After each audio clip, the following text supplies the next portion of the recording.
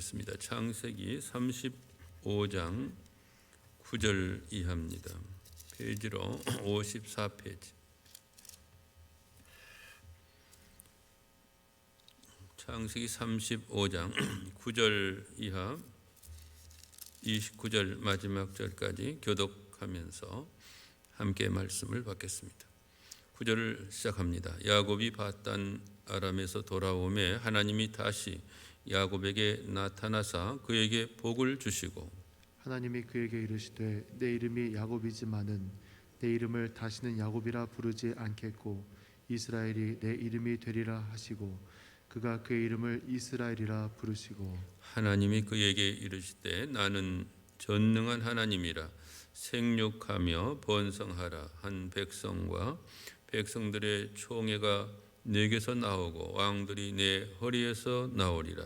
내가 아브라함과 이삭에게 준 땅을 내게 주고 내가 내 후손에게도 그 땅을 주리라 하시고 하나님이 그와 말씀하시던 곳에서 그를 떠나 올라가시는지라. 야곱이 하나님이 자기와 말씀하시던 곳에 기둥 곧 돌기둥을 세우고 그 위에 전제물을 붓고 또 그 위에 기름을 붓고 하나님이 자기와 말씀하시던 곳의 이름을 베델이라 불렀더라. 그들이 베델에서 길을 떠나 에브랏에 이르기까지 얼마간 거리를 둔 곳에서 라헬이 해산하게 되어 심히 고생하여 그가 난산한 즈음에 산파가 그에게 이르되 두려워하지 말라 지금 내가 또 등남하느니라 하매 그가 죽게 되어 그의 혼이 떠나려 할 때에 아들의 이름을 베논이라 불렀으니 나 그의 아버지는 그를 베냐민이라 불렀더라. 라헬이 죽음에 에브랏 곧 베들레헴 길에 장사되었고 야곱이 라헬의 묘에 비를 세웠더니 지금까지 라헬의 묘비라 일컫더라. 이스라엘이 다시 길을 떠나 에델 망대를 지나 장막을 쳤더라. 이스라엘이 그 땅에 거주할 때에 르우벤이 가서 그 아버지의 첫 빌하와 동침하며 이스라엘이 이를 들었더라. 야곱의 아들은 열둘이라. 레아의 아들들은 야곱의 장자 르벤과 그 다음 시므온과 레이와 유다와 이사갈과 스불론이요. 라헬의 아들들은 요셉과 베냐민이며 라헬의 여종 빌하의 아들들은 단과 납달리요. 레아의 여종 실바의 아들들은 갓과 아셀이니 이들은 야곱의 아들들이요 바단 아람에서 그에게 낳은 자더라. 야곱이 기랏 아르바와 마므레로 가서 그의 아버지 이삭에게 이르렀으니 기랏 아르바는 곧 아브라함과 이삭이 거류하던 헤브론이더라. 이삭의 나이가 180세라. 같이 읽겠습니다. 이삭이 나이가 많고 늙어 기운이 다함에 죽어 자기 열조에게로 돌아가니 그의 아들 예서와 야곱이 그를 장사했더라. 아멘. 우리 다 같이 찬양 401장 함께 부르시고 말씀을 상고하겠습니다.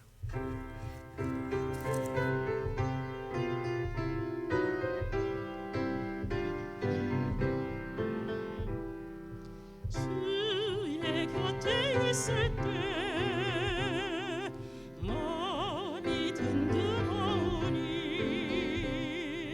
주여 내가 살 동안 인도하여 주소서. 주여 주여 나를 인도하소서. 다른 세상 살 동안 주여 인도하소서. 피난처인 예수여 세상 물결 험할 때 크시는 해 베푸사 나를 숨겨주소서. 주여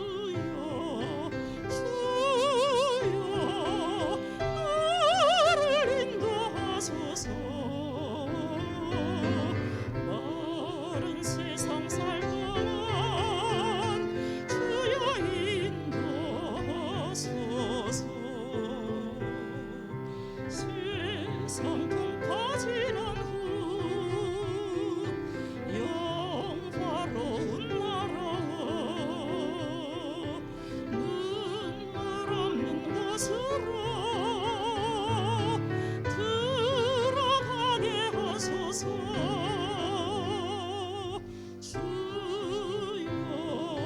주여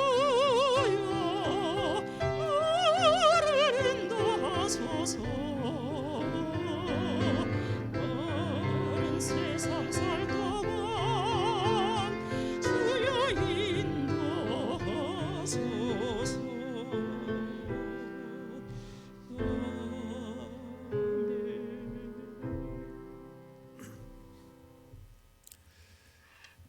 지난 시간에 이어지는 말씀이기 때문에 1절 말씀을 우리 다 같이 다시 한번 보겠습니다. 창세기 35장 1절, 아주 유명한 말씀 중에 하나입니다. 다 같이 일어나게 보시겠습니다. 시작. 하나님이 야곱에게 이르시되 일어나 베델로 올라가서 거기 거주하며 내가 내 형 에서의 낯을 피하여 도망하던 때에 내게 나타났던 하나님께 거기서 제단을 쌓으라 하신지라. 이 하나님께서 야곱에게 일어나 베델로 올라가라, 거기서 즉 베델에서 제단을 쌓으라, 이렇게 분부하시고 계십니다. 야곱은 하나님의 말씀을 들었습니다. 하나님의 음성을 들었습니다. 이 말씀은 야곱에게 정말 복음의 말씀, 복음과 같은 그런 말씀이었습니다. 왜냐하면 야곱은요, 이 하나님의 말씀을 받고, 그러니까 일어나 베델로 올라가라, 거기서 제단을 쌓으라 하는 이 말씀을 받고 영안이 열렸어요. 그리고 수많은 갈등을 끝낼 수가 있었습니다. 저는 저와 여러분이요, 오늘을 살아가고 또 내일 또 우리가 하나님이 또 살게 하시면 또 살겠는데, 이렇게 우리가 살아가면서 어떤 고민에 빠진다거나 갈등하지 않았으면 좋겠습니다. 사랑하는 성도 여러분, 변화된 사람, 변화받은 사람은요, 더 이상 갈등하지 않습니다. 더 이상 고민하지도 않고요. 고민하지 아니하고 갈등하지 아니하는 거 얼마나 아름다운 변화입니까? 우리가 이런 아름다운 변화된 축복을 받으면 얼마나 좋겠습니까? 야곱은 하나님의 말씀을 받고 하나님의 말씀을 듣고 즉시로 순종했습니다. 그래서 온 가족을, 처자식들을 다 모아놓고 하나님의 말씀을 따라 말씀대로 베델로 올라가기로 결정을 합니다. 그리고 올라갔습니다. 여러분, 이처럼 믿음을 가지고 변화된 사람은요, 순종합니다. 순종보다 더 귀한 믿음 없지요. 믿음의 절정은 순종으로 표현되는 것입니다. 그래서 성경은 순종이 제사보다 낫다, 순종이 예배보다 낫다, 이렇게 말씀을 하신 거예요. 사랑하는 성도 여러분, 순종이 축복의 길이에요. 우리가 다 축복받기 원하지만 순종의 딱 한 가지 조건은 뭐냐면요, 축복의 조건은 딱 한 가지, 그거는 순종입니다. 순종이 모든 축복의 근원이에요. 제가 이런 이야기를 하나 그래서 읽어보았는데요, 이제 직장을 잃어버린 어느 남자가 어느 유명한 사업가를 찾아갔다고 합니다. 나에게 일거리를 하나 주세요. 이렇게 가서 이제 사업가에게 부탁을 했습니다. 그러자 이 사업가가 일거리를 달라고 찾아온 이 남자에게 하루치 일거리를 주었습니다. 그 일거리는 무엇이었느냐? 저 문 밖에 쌓여있는 저 벽돌들을 저 구석 나무 밑에 쌓아놓으십시오. 하루 일을 마친 이 남자는 하루 품삯을 받고 집으로 돌아갔습니다. 일당을 받은 것이죠. 이 남자는 다음 날도 그 사업가를 찾아와서 또 일거리를 요청했습니다. 이번엔 사업가가 또 이렇게 말했습니다. 어제와 비슷한 말을 했는데요, 그런 일거리를 또 맡겨준 것입니다. 어제 나무 밑에다 옮겨놓은 벽돌을 오늘은 문 밖에 쌓아놓으십시오. 이렇게 비슷한 일로 한 주일이 지났습니다. 그런데 일거리를 찾아 부탁한 이 남자는요, 단 한 번도 이유를 묻지 아니했습니다. 그러니까 왜 나에게 집 밖에 있는 것을 안으로 옮겨 놓으라고 하십니까? 혹은 왜 집 안에 있는 것을 집 밖으로 옮겨 놓으라고 하십니까? 이렇게 일체 어떤 문제를 이야기하지 않았습니다. 그저 묵묵히 하라는 대로 일했을 뿐인 것입니다. 이렇게 일주일이 지났을 때 사업가가 그 일거리를 달라고 한 그 남자에게 이렇게 또 부탁을 했습니다. 그동안 한 주일 동안 수고를 많이 하셨습니다. 오늘은 좀 다른 일을 하시죠. 내가 현금을 드릴 테니까 여기 현금을 가지고 가서 이제 건축 자재들을 구입해 오십시오. 건축 자재를 구입하려면 그래도 적지 않은 돈이 있어야 됩니다. 이 남자는 사업가가 준 큰 돈을 가지고 가서 사업가가 부탁한 대로 또 제목들을 구입했습니다. 그곳에 이제 그 동네의 장사꾼들, 상인들이 낯선 사람이 큰 돈을 가지고 와서 자재를 구입하고 사가는 것을 보고는 이상하게 생각했습니다. 그래서 물어보았습니다. 처음 뵙습니다. 실례지만 어디서 오셨습니까? 예, 저는 사업하는 아무개 씨의 대리인입니다. 저는 그분이 시키는 대로 지금 일을 하고 있는 중에 있습니다.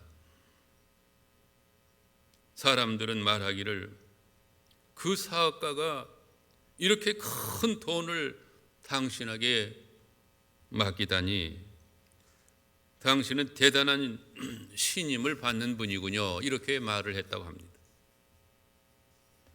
사랑하는 여러분, 일거리가 없는 그 남자가 큰 사업가에게 어떻게 이와 같이 신임을 얻게 되었을까요? 그것은 그가 묵묵한 순종으로 일해서 그렇게 신임을 얻은 것입니다. 저는 일어나라 베델로 올라가라 거기서 제단을 쌓으라는 이 말씀이 저와 여러분 우리 모두에게 복이 되는 말씀이 되시기를 중심으로 소원합니다. 혹 어려운 현실 문제로 고민하고 갈등하시는 분이 계시나요? 있으시겠죠. 오늘 이 말씀을 의지해서 여러분의 어려운 현실에서 탈출하시기 바랍니다. 이제 야곱의 마음에 여유가 생기기 시작했습니다. 여러분, 믿음이 없으면요, 순종하는 삶이 없으면요, 여유가 없습니다.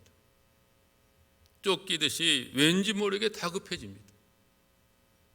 그러나 믿음과 순종은 저와 여러분 우리들에게 마음의 여유를 가져다 줄 것입니다. 틀림없습니다.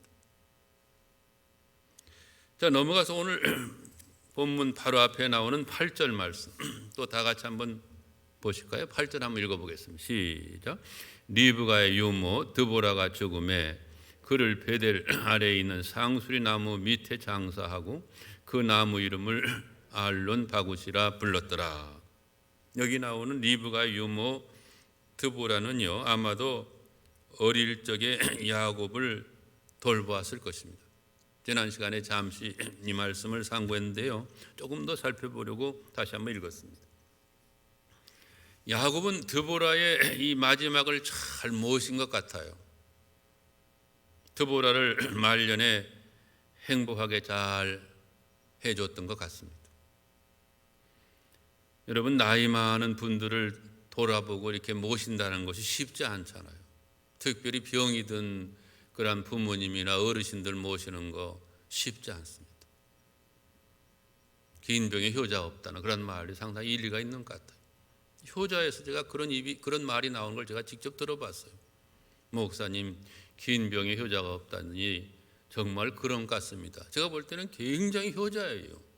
그런데 그 효자 입에서 그런 말이 나오더라고요. 그래서 어르신들은 애들한테 내가 부담 주지 않으려고 건강하게 살려고, 물론 나 자신을 위해서도 그렇지만 사랑하는 자식이 부담을 안 주려고 막 그렇게 열심히 운동하시더라고. 그게 첫째예요. 보니까요, 자식들을 너무나 사랑하니까 자식들 내가 부담을 안 줘야 되겠다. 그래서 내가 아침마다 막 1시간 반 그렇게 막 운동을 하시고 열심히 산도 타고 길을 걷고 그렇게 하시더라고. 그런데 여기 나오는 야곱은요, 드보라를 잘 돌보고 그녀가 죽은 다음에도 정성껏 장사를 지내주었습니다. 야곱은 드보라의 죽음을 굉장히 슬퍼했습니다. 어머니가 돌아가신, 어머니는 자기가 돌아가신 것도 못 보았으니까 마치 어머니가 돌아가신 것처럼 유모시니까 이렇게 굉장히 슬퍼하는 모습을 본문에서 볼 수 있습니다. 그래서 드보라를 상수리 나무 아래에 장사 지내고는 그 나무 이름을 알론 바굿이라 이렇게 불렀습니다. 여기 알론 바굿이란 굉장히 슬퍼했다는 그런 의미예요. 우린 여기서 야곱의 믿음이 굉장히 많이 성숙해져 있는 것을 볼 수가 있습니다. 사랑하는 성도 여러분, 성숙한 사람의 모습을 우리가 이렇게 저렇게 말씀을 드릴 수 있겠는데요, 그 중에 한 가지를 좀 생각해 본다면요, 성숙한 사람은 하찮은 사람, 좀 무시해도 되는 그런 사람을 끝까지 사랑으로 돌보아 주는 거죠. 이런 사람이 저는 성숙한 사람이라고 생각합니다. 저는 저와 여러분이 우리 주위에 있는 사람들 가운데서 혹 돌보지 않아도 되는 그런 사람을 주님의 사랑으로 잘 돌보아주는 성숙한 믿음의 사람들 다 될 수 있기를 소원합니다. 그러면 우리 교회 공동체가 얼마나 아름다운 공동체가 될까요? 우리 교회가 얼마나 좋은 교회가 될까요? 주님의 몸된 교회는 바로 그런 교회인 것입니다. 그러면 틀림없이 교회는 부흥하게 돼 있다. 우리가 그렇게 못하니까 부족한 것이 많이 노출이 되고 그렇게 되죠. 아래 사람들 혹 무시할 수도 있고 내가 힘이 있으니까 해고해 버릴 수도 있는 그런 사람들을 끝까지 돌보아주는 이러한 사랑, 이러한 사랑을 나타내는 사람은 분명 성숙하고 믿음이 있는 사람이라고 저는 생각합니다. 자, 이제 본문 말씀 한번 이어서 보겠습니다. 다 같이 한번 9절 말씀 보실까요? 9절입니다. 시작. 야곱이 바단 아람에서 돌아오매 하나님이 다시 야곱에게 나타나사 그에게 복을 주시고, 하나님께서는 약 30여 년 전에 이곳에서 야곱을 만나 주셨습니다. 여기도 하나님이 계시네. 야곱이 깜짝 놀랐죠. 하나님께서 야곱에게 찾아오셔서 야곱의 말씀도 주시고 복을 베풀어 주셨어요. 그런데 하나님께서는 야곱이 다시 돌아오기를 손꼽아 기다렸습니다.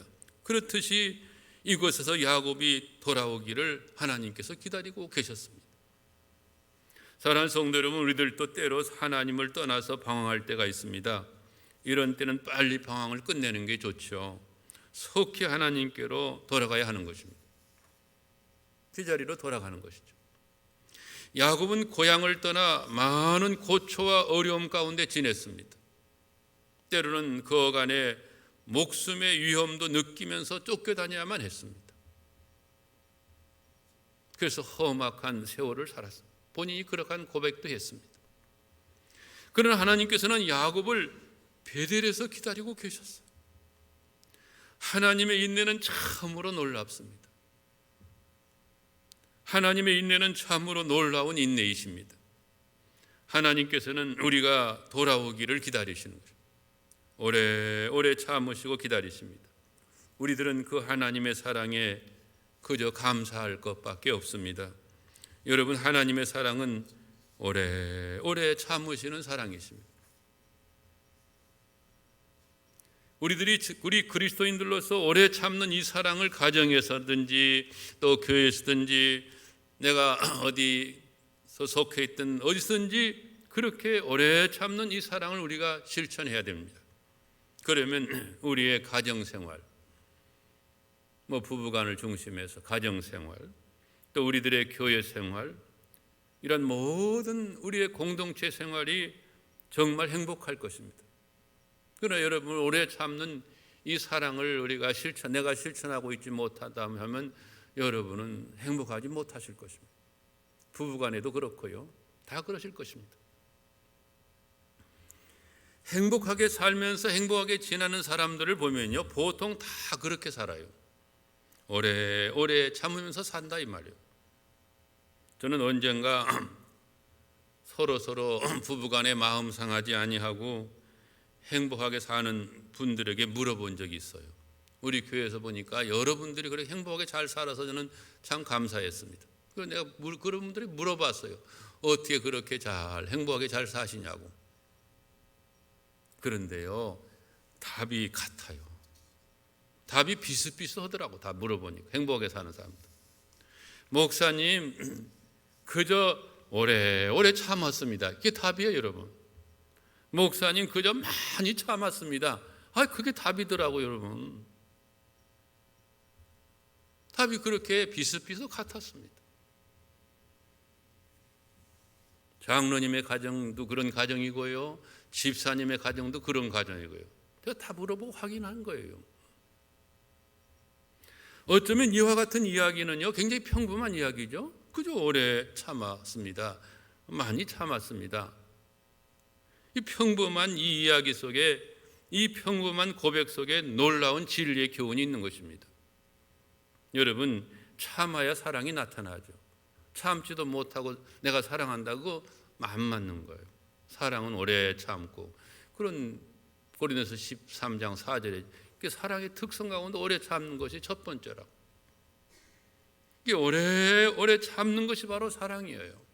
우리 부부간에 이거 하나만 제대로 실천하고 살아도 여러분의 가정은 저는 행복하리라고 생각합니다.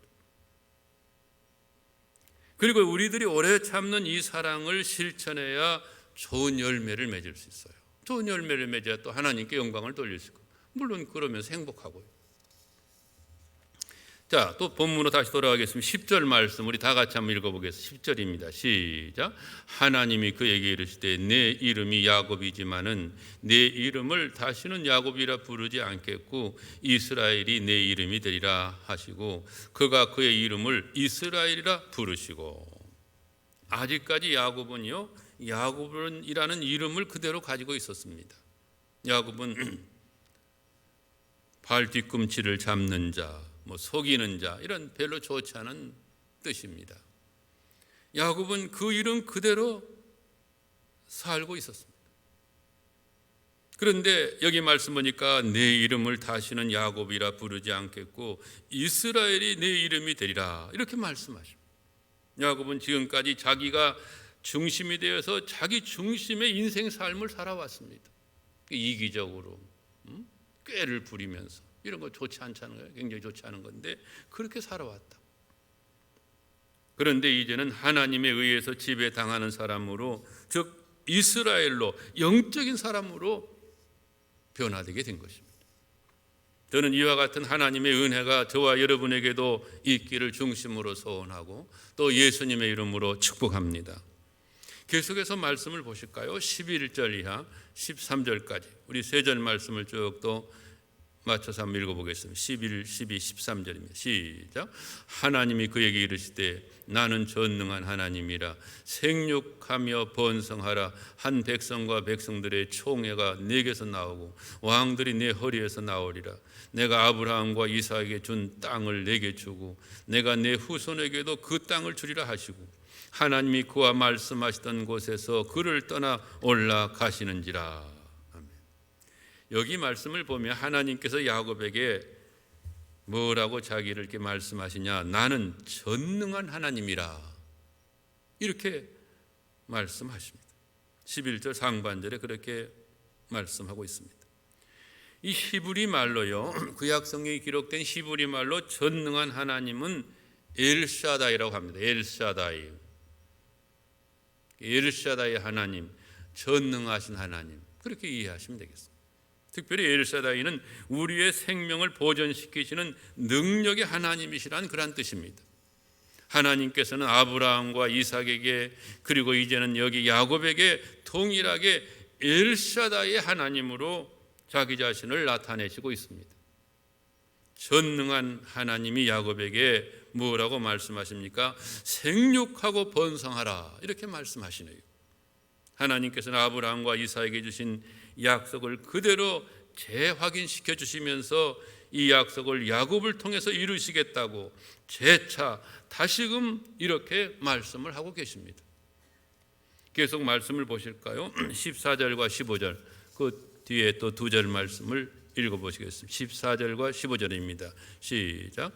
야곱이 하나님이 자기와 말씀하시던 곳에 기둥 곧 돌기둥을 세우고 그 위에 전제물을 붓고 또 그 위에 기름을 붓고 하나님이 자기와 말씀하시던 곳의 이름을 베델이라 불렀더라. 야곱이 하나님이 자기와 말씀하시던 대로 그곳에 돌기둥을 세우고 그 위에 전제물을 붓고 또 그 위에 기름을 부었습니다. 전제물은 포도주나 독주와 같이 액체로 된 제물을 가리킵니다. 그리고 기름은 헌신을 상징합니다. 그러니까 이는 내가 이곳에서 하나님을 만났고 내가 이곳에서 하나님께 헌신했다 이런 뜻이 되겠습니다. 하나님이 말씀하시던 곳을 베델이라고 했습니다. 베델은 우리가 잘 아는 것처럼 하나님의 집이란 뜻입니다. 우리 교회 이름이 바로 베델교회인데요. 하나님의 집이란 뜻입니다. 공항 베델교회, 공항동에 있는 하나님의 집이다. 이런 의미니까 정말 좋은 뜻입니다. 히브리어로 벳은 집이란 뜻이고 하우스란 뜻이고요. 엘은 하나님이란 뜻입니다. 이게 베델, 하나님의 집이란 뜻입니다.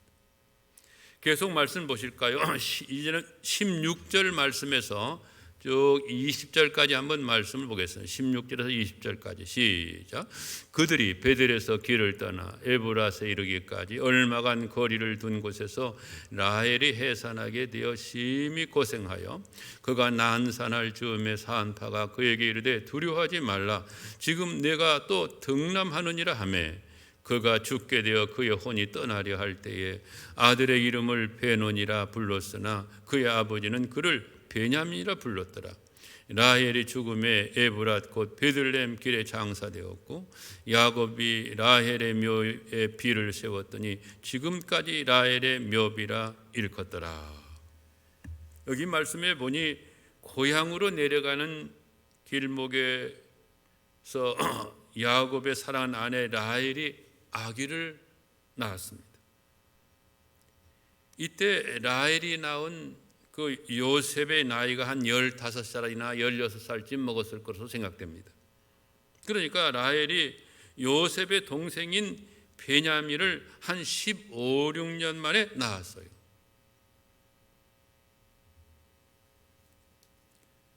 나이가 들어서 오랜만에 이렇게 자식을 낳으니까 굉장히 난산이었습니다.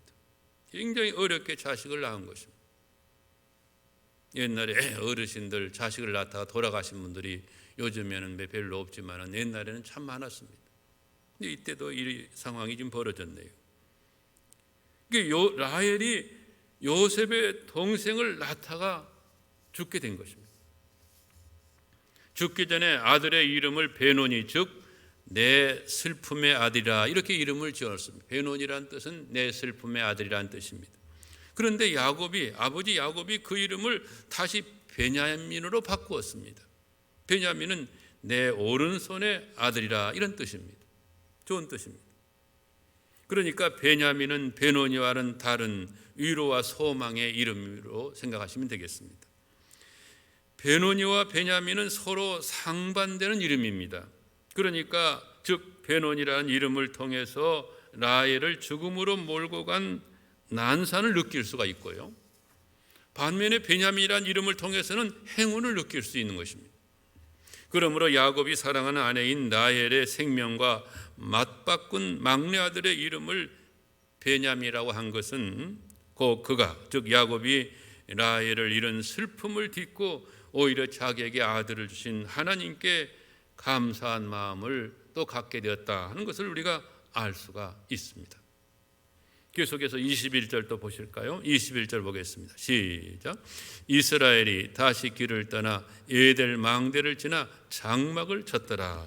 여기 말씀에서 우리가 좀 주목할 것은 야곱이란 이름 대신에 이제 이스라엘이라는 이름이 사용되고 있는 것입니다.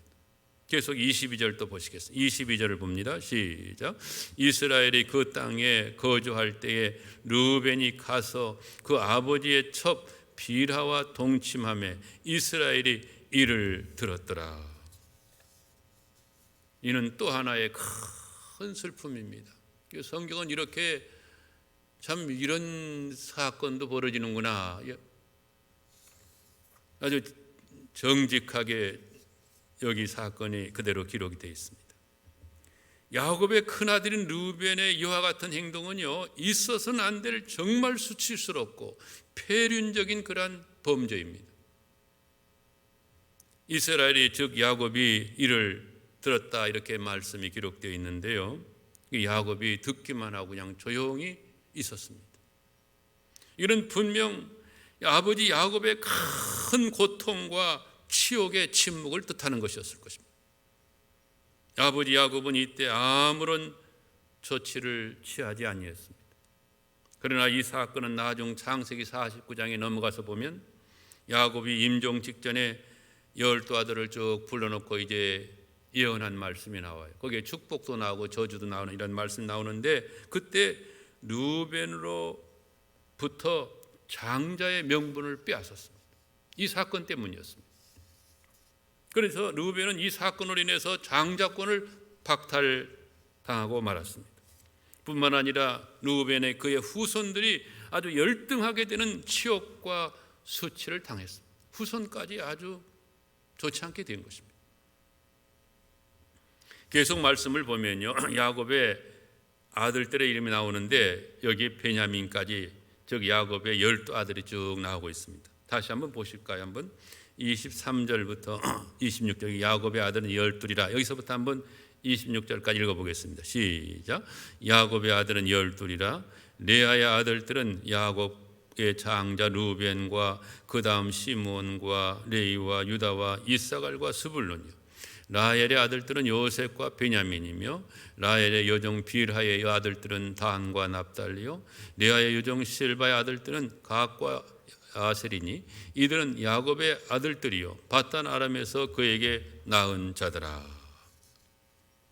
이제 오늘 본문 마지막 부분 말씀을 보겠습니다. 27절, 8절, 9절 또 다 같이 한번 읽어보겠습니다. 시작. 야곱이 기랏 아르바의 마므레로 가서 그의 아버지 이삭에게 이르렀으니, 기랏 아르바는 곧 아브라함과 이삭이 거류하던 헤브론이더라. 이삭의 나이가 180세라. 이삭이 나이가 많고 늙어 기운이 다함에 죽어 자기 열조에게로 돌아가니 그의 아들 에서와 야곱이 그를 장사했더라. 가나안 땅에 들어온 이후에 야곱은 한 10여 년 동안 숙곡과 세겜 땅에서 머물렀습니다. 적지 않은 세월을 머무른 것입니다. 이 10여 년 동안에 아마도 야곱은요, 아버지가 계신 헤브론 땅 그 아버지 집을 가끔 방문하지 않았을까? 이게 성경에는 자세히 나와 있지 않지만은 그랬을 것으로 생각이 되어집니다. 멀리 계신 것이 아니니까. 그런데 이제는요, 완전히 아버지 이삭과 함께 살 요량으로 그의 거주지를 세겜에서 헤브론으로 옮겼습니다.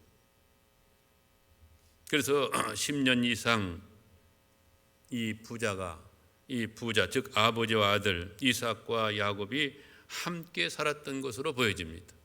한 10년에서 한 12년 정도 그런 세월을 이제 야곱이 세겜 땅에 살다가 헤브론으로 옮겨서 아버지와 함께 그렇게 살다가 아버지 이삭이 돌아가신 거예요. 그렇게 보시면 되겠습니다.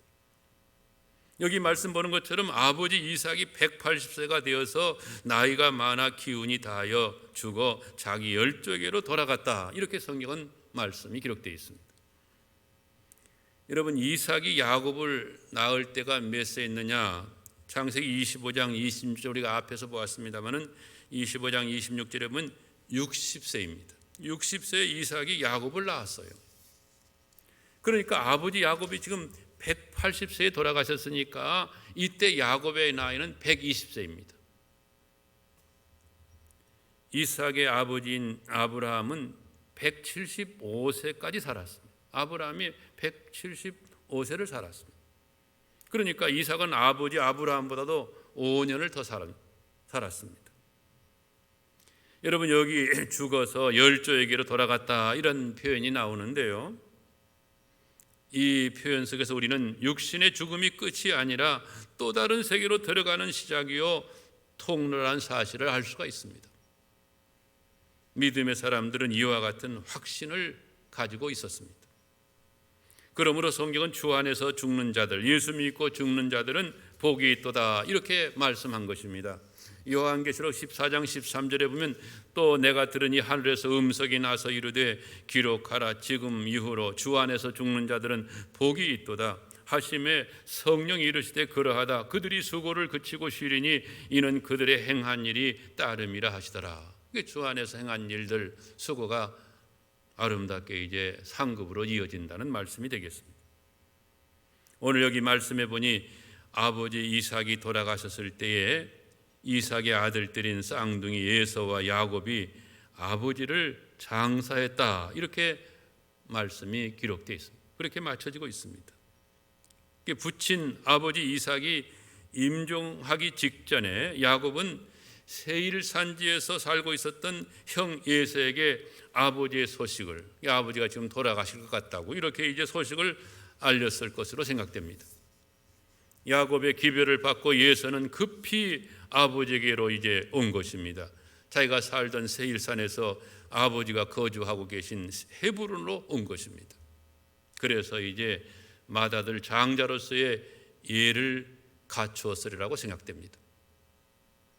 이삭은 180년의 세월의 풍상을 뒤로하고 에서와 야곱 두 아들이 지켜보는 가운데서 평안히 죽어서 열조에게로 돌아갔다고 오늘 본문은 말씀하고 있습니다. 이와 같은 이삭의 마지막 모습은 이삭이 이 세상에서 마지막 순간까지 하나님의 복을 받았구나 이런 사실을 우리가 알 수가 있는 것입니다. 그 사실을 보여주고 있어요. 이삭은 두 아들에 의해서 평안히 조상 묘지가 있는, 즉 선영 막벨라 굴에 안장되었습니다. 장사되었습니다. 그것이 이제 창세기 49장 31절의 뒷부분에서 나오고 있습니다. 사랑하는 성도들, 우리 모두 믿음의 선진들의 그 믿음을 본받아서 오늘을 살고 또 내일을 살고 또 하나님께서 돌아가라 하시면 우리는 다 돌아가는 인생들인 것입니다. 근데 하나님께서 돌아가라 하실 때 주님께로 돌아가기를 우리가 소원하고 또 그렇게 예수님의 이름으로 축복의 삶 마무리 잘 하시기를 주님의 이름으로 축복합니다.